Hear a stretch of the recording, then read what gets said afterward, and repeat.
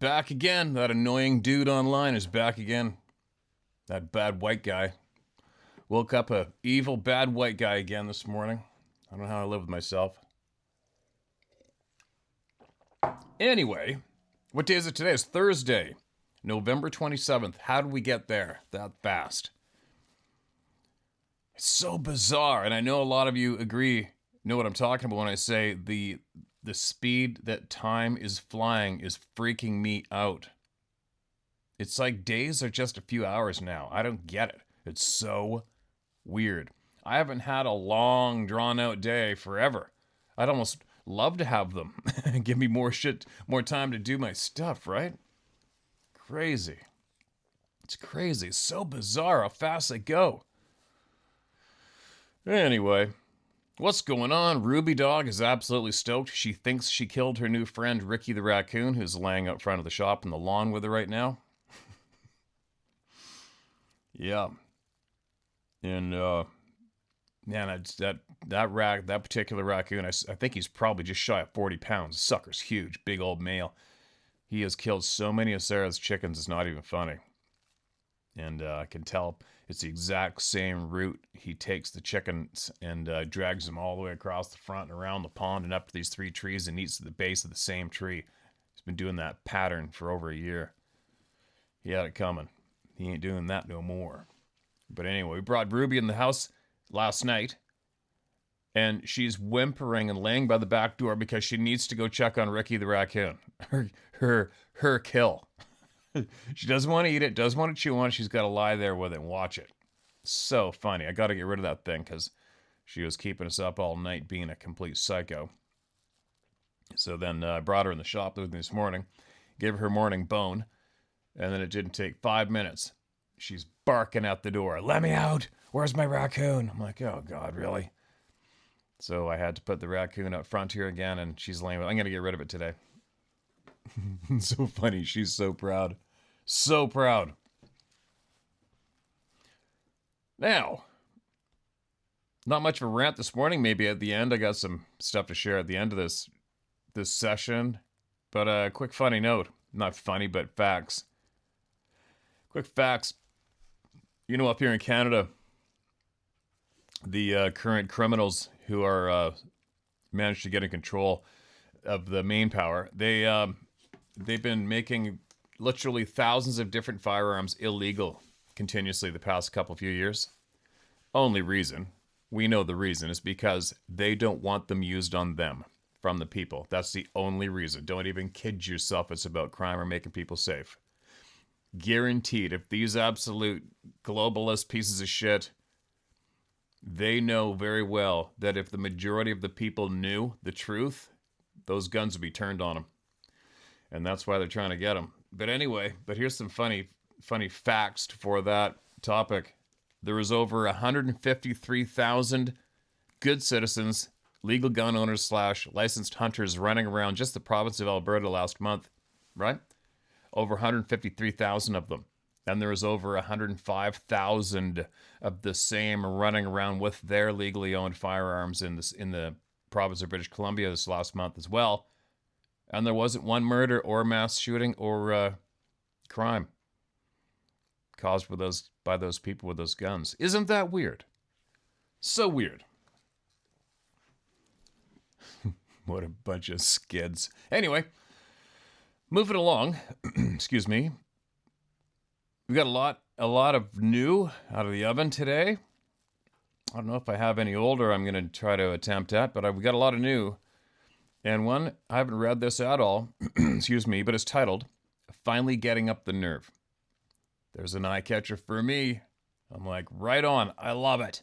I love it when people get brave, especially because of all you here. I love it. Love it. Hello, Steve. After watching you for several months, something inside me told me that it was time. Time for me to reach deep inside and relay something that was relayed to me by a First Nations council member who stopped hunting 38 years ago due to this occurrence. But before that account, here's what happened to me. All right, man. Glad you're here. 1997, hunting in the Sierras at around 8,200 feet and in a part of the Sierras reachable only by horse or a faint, difficult four-wheeler trail. Not a new place, as I hunted there 2 years prior with success. Just before dropping off for the night inside the tent, I felt comfortable with my 2 sleeping companions, my Marlin lever in 4570, and a brush chrome 6-inch Colt Anaconda full of teeth, laying beside me ready to bark or bite in either case. Hold on a minute. Literally one wink away, it all turned. The feeling in the tent changed as the atmosphere thickened and the woods dropped off into a deepening quiet. The only thing I could hear was the fire pop every now and then, and the drumbeat of my own heart. I knew that something wasn't right, but having never encountered anything out of the ordinary while hunting, and in some very wild areas of the world that I, like thousands of other hunters do, I just said, quit being a scared pussy and just get over it, which I did and warily dozed off.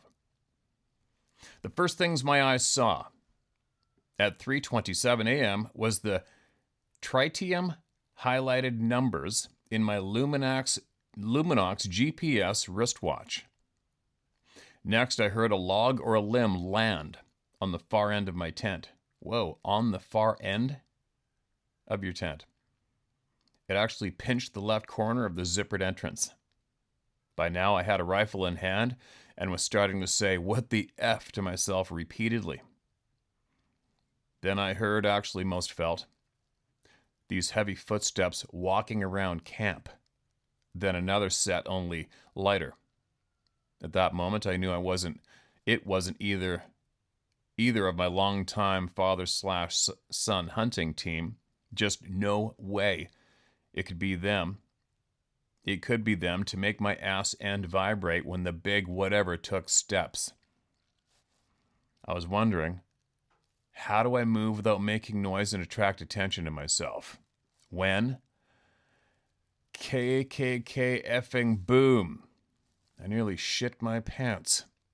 The last thing I expected at that point was a large caliber report going off not 8 yards.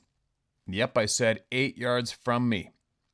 Then the most gut-curdling extreme scream/howl and weird demonic gibberish stuff running off into the woods through the punctuation of broken trees, limbs, and whatever else can break in the woods at that high rate of speed. Finally, I was able to get out of my tent, and I ran into the father of the duo hunting with me, and he said, "Did you see the size of those effing things?" I said, "Hell no. I was looking for cover." And he said, "Man, I didn't believe any of it until tonight.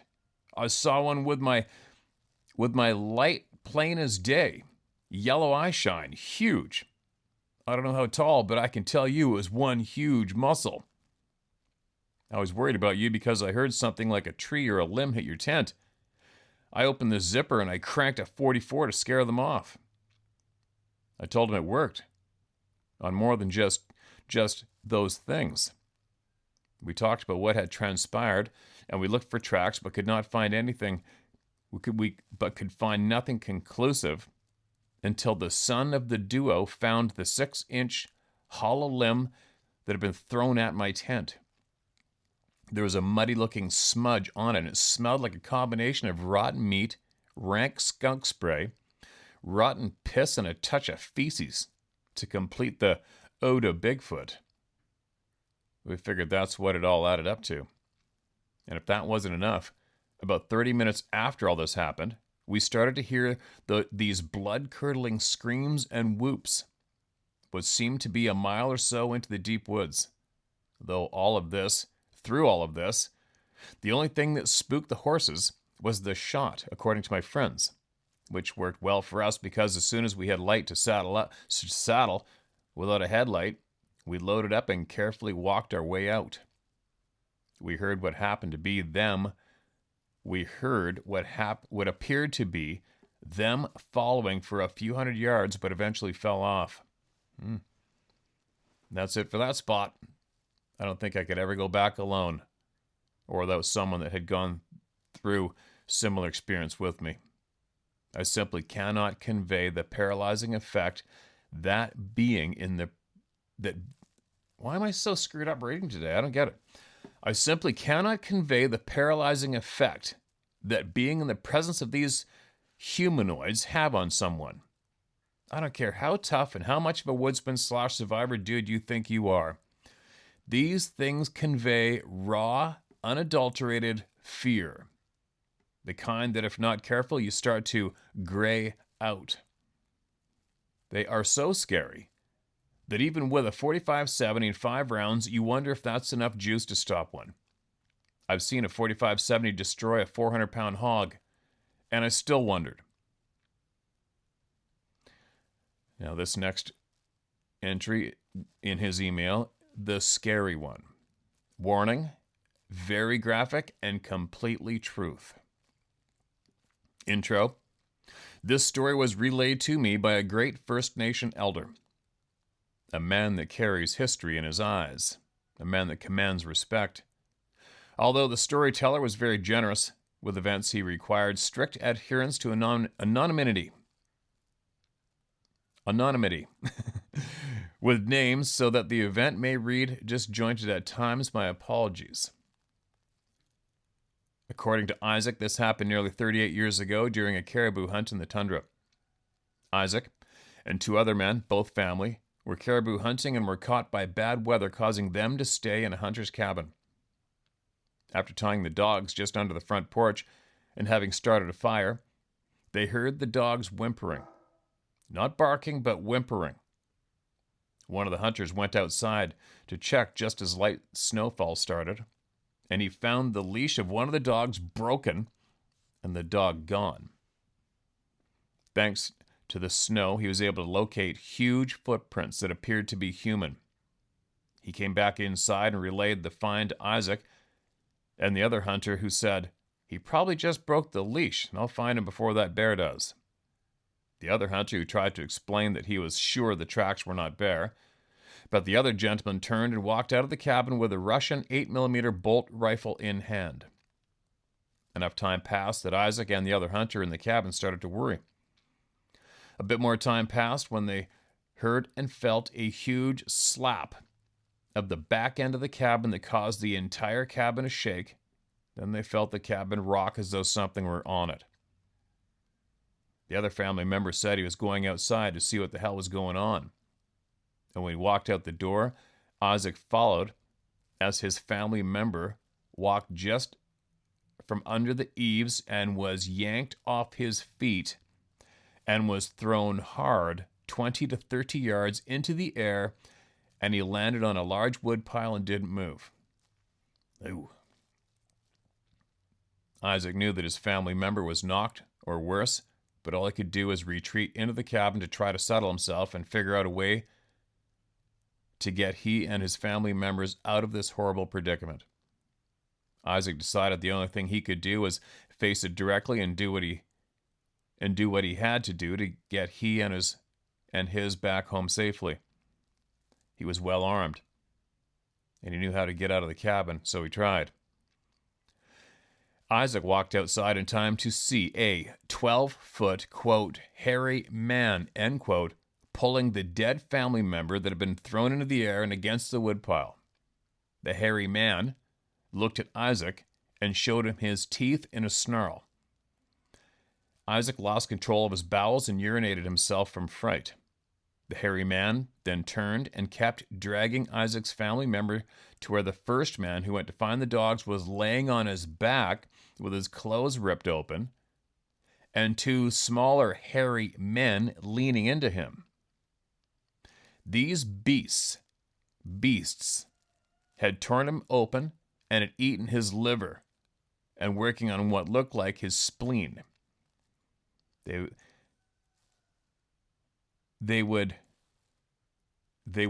did their cupped hands into the man's ripped open. I think he meant they would dip their cupped hands into the man's ripped open torso and spoon blood from his body and drink it. Isaac could barely keep it together and actually thought about killing himself, as he thought there was no way he was getting out of these woods without being killed and eaten.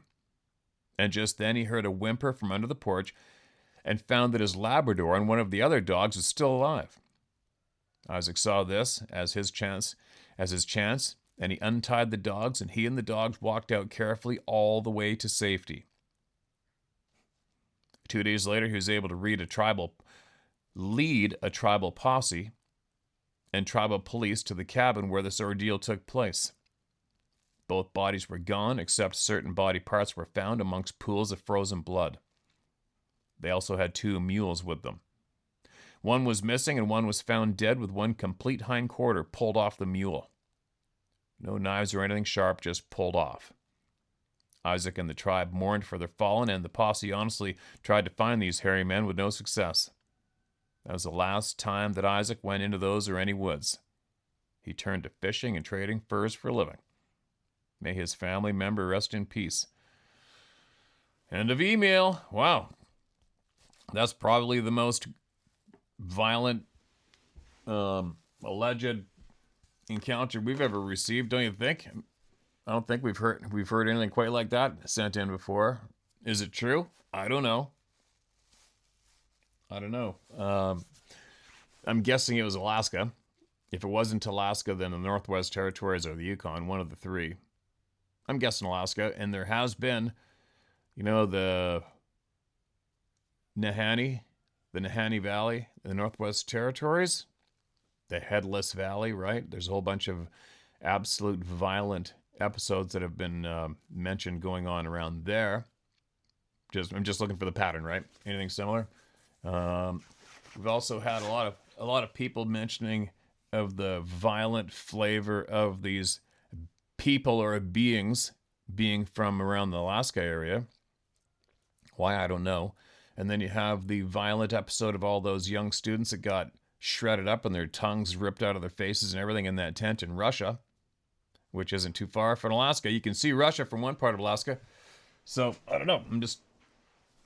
The first thing I do whenever I hear anything is I look for that something on the shelf on the back of my head that might mesh up. That's all I got. But if you had a posse of people that went to that scene and tribal police that went to that scene, that means there is quite the handful of eyewitnesses that saw the pooled blood and know the names of the deceased. So, once you realize that fact too, it kind of makes you question, well, how come we haven't heard this before? Because that's pretty impossible to make that many human beings keep their mouth shut, especially with something this significant going down, right? So, said it before, say it again. If you were there, if you saw this go down, or you're familiar with this story in any way, or the friends of a friend who was there, email us. We want to hear more so we can learn, right? So we can learn. It's all we're here for, is to learn. We need knowledge to help guide us through life. We need the knowledge. So if you were part of that experience in any way, or have a relative that was, we want to hear from you if you would. What a crazy-ass, terrifying encounter. I guess he didn't go hunting again, but how the hell did he get out of there alive? That's the big question. I don't know. There's a lot going on there when you try to picture yourself being there. I know one thing, the lead would be flying, that my barrel would have a glow on it. Right? Ugh, creepy. Take from what you will or leave it. I don't know. Let's see if anybody else chimes in on that one. Appreciate that email, man. Appreciate that email. Creepy. Especially for me. I'm the guy that goes hunting by himself all the time. Whatever. One thing for me is I'm not scared of death, so that's how I'm still able to enjoy everything as much as I can. Now, what do we got here? This is fresh out of the oven. Drinking the blood. Possible Bigfoot sighting and a theory on wolf and grizzly reintroduction in the Northwest U.S. All right. Hello, brother. Thank you for the work you do. My name is Scott Quest. I am from Eastern Washington. And I was 9 years old when I passed Hunter's Hunter's Ed, and went hunting for my first time. Shortly changed from rifle to archery and haven't looked back. I'm 55 now and I have some health issues. End-stage renal failure. And have to do dialysis treatments 3 times a week. At 4 hours a pop. Oh, it sucks, my man. My mind is still an avid hunter, but my body is lacking a bit these days. I may have to start saving up for one guided trip a year instead of solo hunting. Never give up, right? Never give up. My experience isn't very exciting. It has made me think about other things in the woods that are not supposed to exist. I was hunting in an area named Mount Spokane. I had hiked into my tree stand and was perched and ready maybe 30 minutes before sunrise. I heard some movement sounds like brush moving, footfalls, etc. The strides sounded bipedal. However, what really stood out was the deep, loud breathing from this creature. It wasn't labored breathing, like it had been chased, etc., but it was powerful and loud. It went directly under my tree stand. I flipped on my red light to try to get a glimpse of that creature, but it was a chintzy model that didn't cast light very far. I never saw it, but I'll always be curious as to what that was. No doubt. Another time elk hunting in central Washington. A buddy and I were hunting about 300 yards apart when he heard the wildest scream/howl. It was unnerving. Weird thing. Sneeze. Weird thing is about 5 minutes later, a nice bull elk came from that very area that scream came from, but it's definitely not the bull that made that sound. Also, I have a theory about the grizzly bear and wolf reintroduction in the Northwest United States. The introduction was done just before the start of internet being accessible for everyone. It was pushed aggressively and sheltered from hunters with stiff penalties for any indiscretions. I believe in Bigfoot and Dogman, and I think the introduction might have been done to run cover for those creatures. With the internet coming, there probably new information would be much more accessible with a lot more light being shined on these beings, hence the heavy bear and wolf reintroductions to run cover for the surge of sightings/encounters bound for the internet. I could definitely be wrong, but it is an intriguing angle for myself to ponder. Best of luck, take it easy, feel free to share my name. Scott Quest. Gotcha, Scott. Shared, my man. Lots of prayers sent your way for healing. It's a rough sentence to go through, man. We're with you. I don't know. Especially in the Northwest. It's like, bears, grizzly bears, and wolves, they don't have any, there's no borders, I mean, you can reintroduce them, but they're coming anyway. I know there's wolves that showed up in Oregon. I know they had a collared wolf that made it to Oregon from north central BC, decided to go on tour. All the way down there, all the way back. Grizzly bears, same thing. Grizzly bears, they're everywhere, man. They are everywhere. Everywhere. We'll see. You never know. Got a couple other emails sent in from our friend Rob Duvall, who spent a big chunk of his life diving deep into a lot of shit. The UFO things and the Sasquatch thing, the Dogman thing, and he's learned a lot. He sent an email titled, "Your inquiry, whether Sasquatch is here full time. I think the answer is both. They stay here and come and go.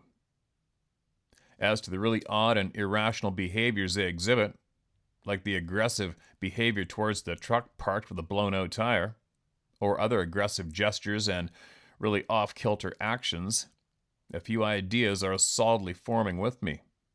My research goes pretty deep. I get contacted by people who tell me out-of-place things, and usually when one person does that, others do as well, even though I did not solicit any of it. This is how it has gone for me the entire time I more or less dedicated myself to finding answers, not theories. I hate theories. We cannot separate entirely the UF phenomenon from Sasquatch. For a very long time, Sasquatch have been seen on UFO by people taken aboard. But here's my differentiation point. The original effort to create these hybrids occurred somewhere between 10 and 25,000 years ago. And while those original hybrids did have to answer to the hierarchy of their creators, those visits were few and far between.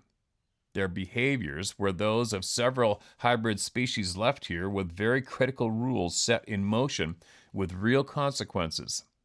Yes, even the violations of the rules did happen, but like with humans, it was the exception.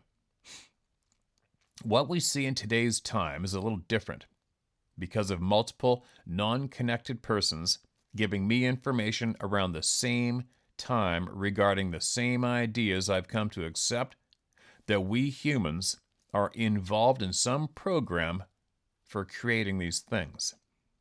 That would make for new efforts not directly correlated to the ones around 20,000 years ago.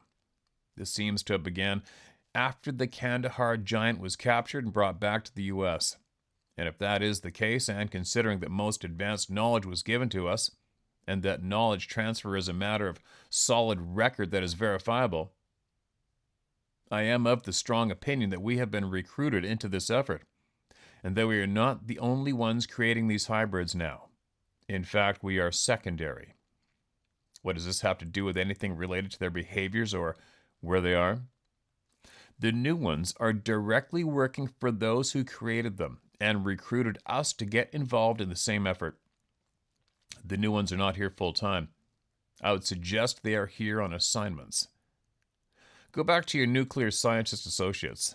They apparently have experienced Sasquatch coming into their secure facilities nearly effortlessly. I postulate they are on assignment. Getting a history on these types of incursions would go a long way to answering a lot of questions. But something that becomes obvious to me is that these newer hybrids don't at all have the same rules as the originals or the descendants of the originals. It's a whole different situation. They are more or less intelligence assets that are used to get inside information on what we are up to regarding nuclear technology.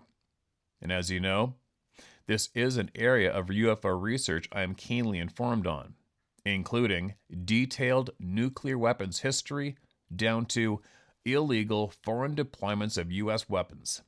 I know this history very well. My interest in these scientists has more to do with getting these questions and ideas solidified more than anything else. I look for answers, but they aren't worth a shit if they aren't verified.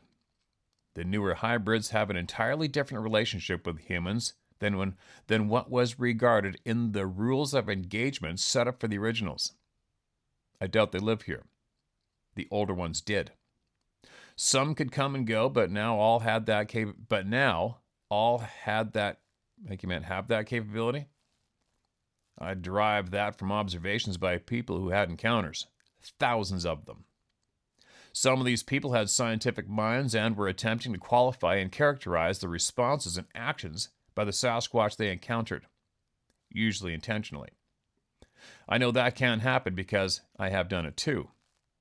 I'm pretty sure that my encounters have been with the older group.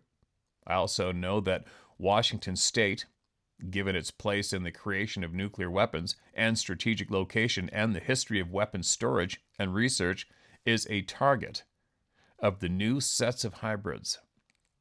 It is a theory, a hypothesis, but it is not empty conjecture. It is based on a whole lot of history, field work, careful observation, information fed to me by multiple non-connected persons, and general characterizations of the varied Sasquatch behaviors and an understanding of the rules that are mentioned in bits and pieces in historical passages. We cannot separate Sasquatch from UFO, especially given that they are penetrating our nuclear technology and research infrastructure. We can understand that it is highly likely that these incursions are part of a newer effort at monitoring our nuclear technology infrastructure, and we can differentiate and characterize these newer behaviors from the apparent different behaviors from the older ones. I know they have a sense of humor. I've seen it over and over. I know they mess with us. I'm pretty sure that many people having encounters were reacting to what they took as a threat when the Sasquatch were just messing with them. Sometimes I would go along with their jokes, and other times I would cut them off. Either I'm not in the mood, or I had made it clear that they were not to do something like drain my batteries, and they're continuing to do that. Yeah, sometimes they just plain piss me off. I would say that most of the time, nothing will come of the encounter. If they think their family is involved or endangered, they get serious. You know when that is the case, and I think they prevent us from getting into an area where other hybrids that don't share their attitude towards us and actually do present a dangerous situation if we continue. But we're talking about the old ones here. As for the new ones, as far as I'm concerned, they are entirely different. I think that some of the more aggressive and unexplainable behaviors are either coming from these newer ones or from way off kilter older ones who in our society and under what you and I would call normal circumstances with society and governance functioning would be separated and not allowed to do these things. I don't think that the Sasquatch population deals with that other than kicking them out of their social order. Some older ones do come and go, but only as necessary. Many don't have that capability. Newer ones, they come and go all the time. They don't live here. I am trying hard to consolidate and understand a very complex history that seems to go in many unrelated directions. There were many different clans or subspecies or races, as we call them today, of the giants. They were different from each other. Some had the capabilities we see in Sasquatch, and some didn't. Some people understand how Mesopotamia fits into this, and many don't. Some treat it strictly as a biblical history, while others try to take the entirety of these seemingly disparate histories and bring them back together where it makes sense. My brain needs breaks from this horsey shit. I also come and go in the sense that I take time to normalize in between everything. My daily life does not consist of working on this stuff. No effing way. I hope this sort of adds to the list of possibilities that begins to explain why there are many discrepancies in both behavior and in what you and I would call mission.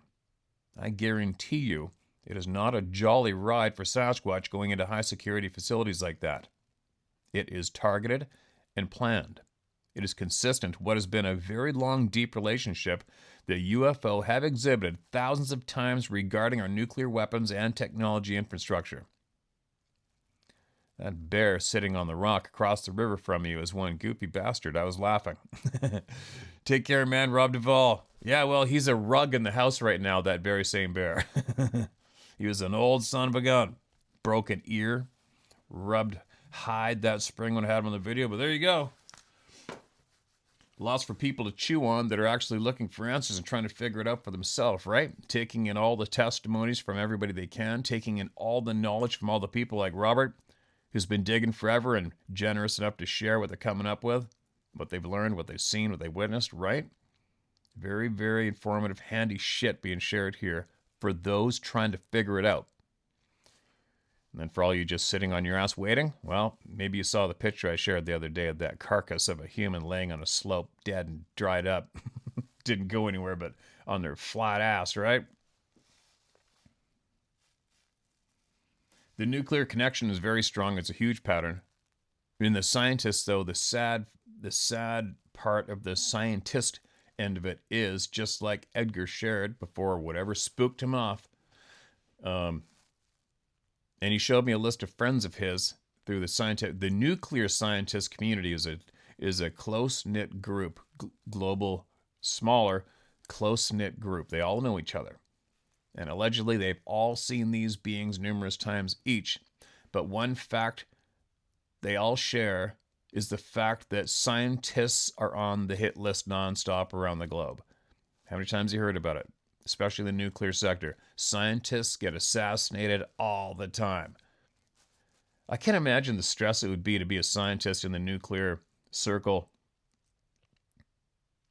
and having to do jobs here and there and being exposed to some items, some truths, some facts that the dirtbags in power might not want shared. You know what I mean? That'd suck. Imagine, we're going to take you to this country and you got to work on this facility. Okay. And then you get there, and all of a sudden you see something like, oh, holy shit. And then you realize, uh-oh, are they going to kill me after I'm done? I don't think I'm supposed to see or know this. You know what I mean? And then you got the odd scientist that decides to come forward with a bunch of information, and they just kill him. And Edgar shared with me a few names of friends of his, said, look them up. And sure enough, they were oft scientists. Just say it. The people in power, they have done the effort that's been put forward to keep all these truths from us, the working minions, the slaves on this slave planet doing our time, most of us. 90% of us, what is it, 10% run the planet, or is it even 5% or 1%, whatever it is, right? Those monster demonic sons of bitches. We're not supposed to know so much. So much has been an absolute lie. It's just a stage of dog shit. And then you got to wonder, how do we all get to where we are with our minds? You know what I mean? We come from generations of being suppressed, generations of basically being slaves and being submitted into the program.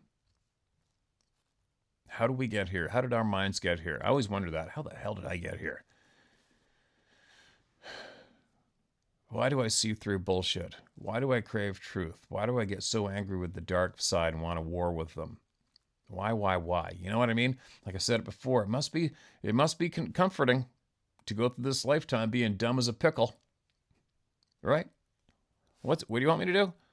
Oh, you're going to raise my kids for me, and I'm going to have 2 jobs, and my wife's going to have 2 jobs, and we're both going to work 7 days a week and not get ahead? Okay. No problem. Right? No problem. We'll just fall in line. Yeah, have at her. Who's teaching my kid today? I don't know. What are they teaching him? Shit, I don't know. I could babble on. Anyway. Appreciate you, man. I appreciate your emails big time. Don't stop sending them in. We need it. All right, I got another one fresh out of the oven, and it's from Robert again. Now, what's the date on this? Excuse me. November 15th is this one. When was the last one?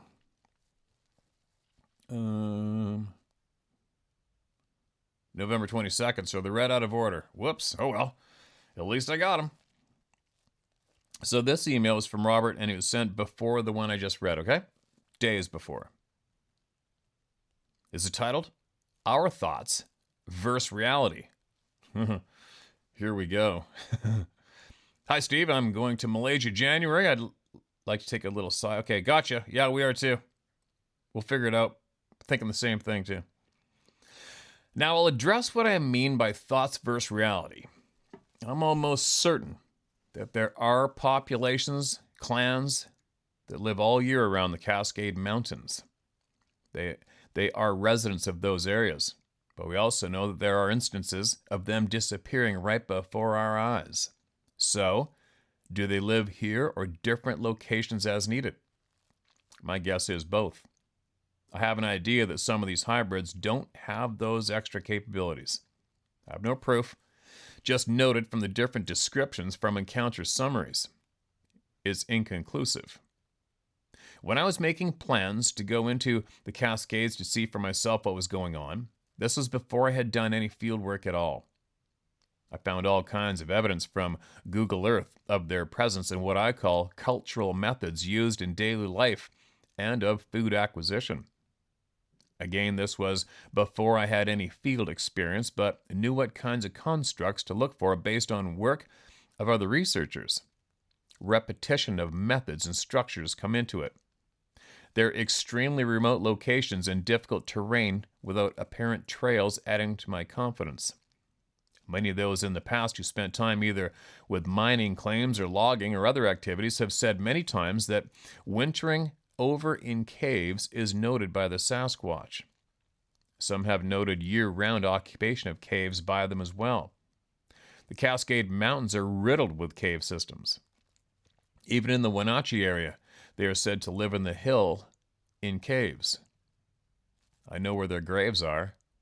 Interestingly, parks were made in some of those locations, but the trails steer clear of where the graves are. If I see their paths, that is where I go. Our paths are just a way to get to theirs. Many of the areas absolutely occupied and used by them I have found by following their paths. Where steep ravines with a creek running through have large deep pools. I've seen wide log bridges across the ravine close to the water with large spaces between some of the logs. Fishing platforms? A friend took me to an abandoned jade mining camp. Everything had been left in place, yet 20 years had gone by since they had been there. Below this location was a creek pool in the ravine below. The miners had used a rope to get down to the pool and had fishing gear stored at the site. The operation had been abruptly halted, and it was clear to me that it had been Sasquatch that intervened. Everything was left exactly as it had the moment the event occurred. My friend was baffled. He asked me what I thought. I pointed out the fallen trees across the leveled camp. They had used stoves. They had used shoves and fire pit area. Fallen trees that prevented them from using the camp or getting down to the stream to fish. I saw the jade outcropping they had been working. I assessed the situation carefully and conveyed what had happened to my friend who lived less than 2 miles from this spot on the side of one of the mountains. I asked how long it had been, and that is when he said 20 years. The price tags on some of the fishing gear confirmed, as some of those stores are no longer in business. That would have been such a cool thing to videotape and share that shit. Not the exact location, but just I would love to have seen this scene. He lives on the side of that same mountain, just west of there. He is aware of the Sasquatch. I found all kinds of evidence that they had visited his 7-acre property. I showed him a few things just to heighten his awareness of their continued presence. When I mentioned the fallen trees at the jade camp and how none of it could have been coincidental, he agreed. The fallen trees had been there that long, and it showed. They were too strategically placed. Logs were put on the supplies that no man would have put there. It was all too strategic and familiar by then. My experiences are difficult to share, mostly because I come at the subject knowing what I'm looking for and documenting, and any encounters I have probably result from that intention rather than being accidental or coincidental. They are also odd, like this mining camp one. It was an easy assessment for me. They can come across as arrogance or whatever, but really I'm just used to what they do, and an encounter to me is not that big of a deal. I don't get excited or nervous, I just take it in stride. Most people cannot relate to that attitude about it. It's just who I am. I've never seen one disappear, but the number of people who have experienced that makes it unmistakable. Agreed. I have seen multiple pictures of that in process. You showed one in a video. I recognized what was going on right away because I've seen it before, and by people I absolutely trust. Friends with nothing to gain and everything to lose. I have chased Sasquatch or Dogman off of a mountain, out by Mount Rainier. I couldn't believe I succeeded because I went up and around to the back of the spot from a distance away, and I thought it would have known or heard me or something. It made quite a ruckus going down the side of that mountain. It and another were making deep barking noises before the pursuit on both sides of us going up a ravine. We had them on both sides. We went pretty far up the ravine before scaling up the side, circling around from the back and chasing it out of there. I never saw it, so I don't know what it was. The tracks slid as it went down the side, so nothing identifiable there. It could have been either Dogman or Sasquatch. I was with a friend who had come up from California who had grown up in one of the towns I was in also, so we got together. He planned the trip and was very keen on where and how to find these hybrids. We saw prints on that trip. The video I sent is good. It consisted of what I know of Sasquatch dealing with the death of a human They respect and honor the good ones anyway. Death, whether it is us or something else. This one's worth a watch. Let me know if you're going to want to get together. I need to make some plans. All right, man. Hold on a minute. All right. I don't have time right now. I mean, I can't sit and watch that whole video right now and relay what it is about, but Ruffy is about a helicopter pilot filming a Sasquatch carrying a human body, missing hiker, and apparently it's legitimate. There's a whole bunch of witnesses, and I'll dive into that a little later on. And the channel. I can't even figure out what that channel's about yet, but I'll look into it. I don't normally promote anybody's channel, right? I mean, sometimes I do, but I've just been jaded so much and used, suckered by people who want to be followed. They want that following. They want to be popular so bad, and I'm not the guy. I'm not your guy. You know? Anyway, whole other topic, but do you like what I did with my little microphone here? It's got a magnet on it, so I stuck it on there. Works better than this one. Now, what am I doing? Yeah, we're going away. And we're possibly looking at a side trip as well. Just haven't decided where yet, but we got a whole shit pile of stuff on our plate right now to iron out before I can make any definite plans. But I'll let you know for sure. Now, what am I doing? It's pouring rain. I got to get my butt in gear. I got to go get rid of that raccoon to get my dog acting a little more sane here. I'm watching the weather. I may go to the coastal mountains one more time and see if I can't go bow hunting in one of my favorite places in the world, where a lot of weird shit goes on as well. Hopefully nothing will go down while I'm there trying to just mind my own business and enjoy my time. But anyway, that's it for the emails for today. There's a whole bunch. I got shit piles, right? I could sit here for days. Smart people. Remember I was talking about smart people yesterday, to surround yourself with smart people. You should really do that. Really make it an effort. Surround yourself with smart people. I had a slow start at being surrounded by smart people. A real slow start. I had to be a real dumbass for a lot of years first, right? And run with a lot of frickin' dumbasses. So, but I learned, and now I make it my mission to surround myself with smart people, way smarter than me if I can find them. They'll give me any time of day. I love them dearly, and it creates a lot of good power, right? There's a lot of dumb people right now. There's a lot of dumb people. It's amazing how dumb people are right now and how easy they take the bait to be even more dumb, you know? Watching how popular it is for people, as an example, as an easy example of being dumb, waving the flag of a foreign country in your own streets and attacking your neighbor. It's amazing to me how popular that dumb move is being repeated and mimicked by similar dumb people. Isn't it amazing? It's so amazing. It's embarrassing. It's gross. You know? I mean, if anybody in the world has that strong of a feeling about righting the wrong in a foreign country, and you're willing to wave the flag and burn the flag of the country you're in, you should probably get all your like-minded dumb friends together, jump on a plane, and go to that country and show us just how effective you are and just how serious you are, instead of just showing us how dumb you are. Because that's all you're doing. You're dumb. You're dumb. You should probably sue your parents for being your dad, for being your father, uncle. Right? That's saying something. That's being kind. It's amazing. Even when people are trying to making a big effort at reversing the wrongs of illegal coming across borders. Illegal.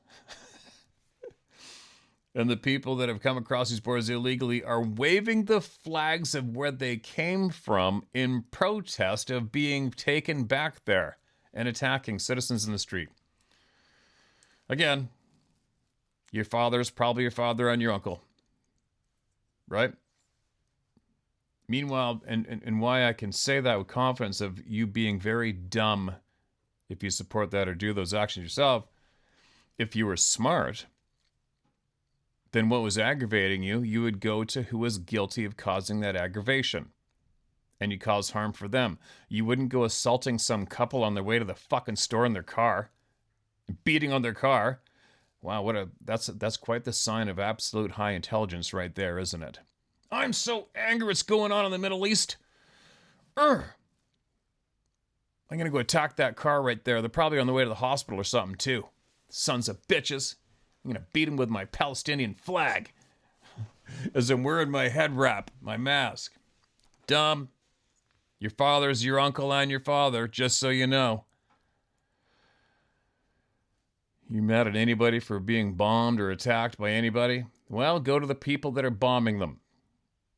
If you think you're going to make a difference, that's where you go. Because all of the people who are guilty in the world, who are very powerful, every single one of them who is guilty of the crimes you're pissed off at, every single one of them want you to act like your father is your uncle at the same time and attack your neighbor in the streets in your community. And they're laughing their safe asses off at you because of how dumb you are. They're all laughing. Billionaires sitting on their safe asses, never having a flag waved in their face or even a swear word thrown at them as they watch you dismantle and attack your neighborhood and attack your neighbors. They're laughing at you because of how dumb you are. And you've taken all the attention away from them and you put it on yourselves, acting like your father and your uncle is the same person. Prove me wrong, right? Anybody who's that stupid, I'm so angry. I'm so pissed off. Damn it, the sons of bitches attacking these people and killing them in the Middle East. Oh, I'm going to make my neighborhood pay. Right? I'm going to make my neighborhood pay. You fuck-ups. What a bunch of fucking idiots. Holy shit. Holy shit. Can you imagine being that blatantly stupid and inbred? I think it's the part that actually upsets me probably a little more than just those acts is the fact that the billionaires who instigated all of this divide and absolute insanity are laughing their safe asses off. Every one of them is safe and laughing, enjoying life to the max as you run around with your head wrapped up, waving a foreign flag, beating on your neighbor in the street in your community. Holy shit, you inbred, retarded pieces of shit. Fuck. You know? That's why I say today, you should try to make a priority to surround yourself with the smartest people you can. All right, you want to make a difference? You want to live a good life, happy life, make changes for the better? Surround yourself with smart people. All right? Surround yourself with smart people. Start today. Find them. Okay? Because whoever it is you surround yourself with, you all become the same. Right? Now, do you want to become inbred and angry? Or do you want to become smart and handy? You know? There you go. You're pissed off about somebody getting bombed or somebody getting attacked or somebody getting some genocide? You better go after the people that are making it go down. Because that elderly couple over there on their way to the store to get a loaf of bread, that you're jumping on their car like an out-of-control monkey. Think about it. Okay, I'll be back tomorrow. Ranting. I'll be back tomorrow. I love everyone. God bless everyone. I appreciate everyone so much. And I'll be back tomorrow.